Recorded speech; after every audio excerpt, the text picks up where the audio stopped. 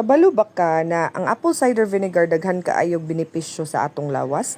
Pero unsaon man daw ni pag-inom? 300 to 500 ml lukewarm water or cold water, whichever you prefer, basta water, duha ka kutsara na apple cider vinegar, a pinch of Himalayan salt, rock salt, or table salt, unya i-mix ra na sila tanan.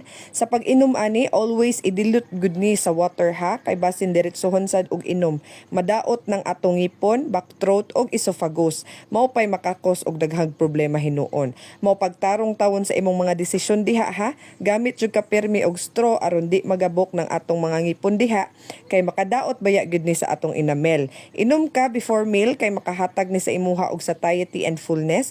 Unya magpababa pud ni sa atong blood sugar level. 30 minutes before meal makatabang sa pagpa-slow down sa pag-spike sa atong sugar insulin level na makatabang sa pag-improve sa atong insulin sensitivity.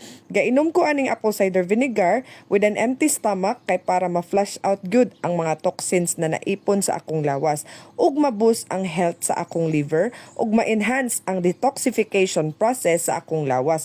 So kung gusto ka og healthy na blood sugar level, detoxification, cleansing liver health, satiety and weight loss, inom kag apple cider vinegar. Kay sigurado ko sa kadaghan og benepisyo na ginahatag ani, ganahan gyud na imong sarili maunang gota dere.